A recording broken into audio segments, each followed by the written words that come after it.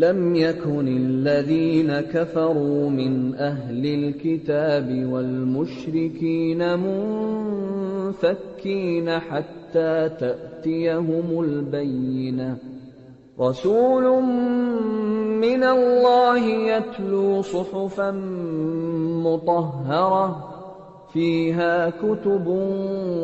قَيِّمَةٌ ۚ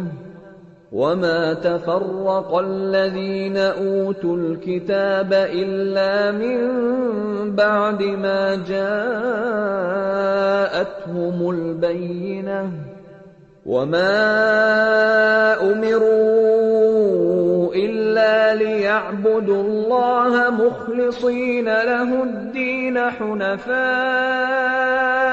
وَيُقِيمُوا الصَّلَاةَ وَيُؤْتُوا الزَّكَاةَ ۚ وَذَٰلِكَ دِينُ الْقَيِّمَةِ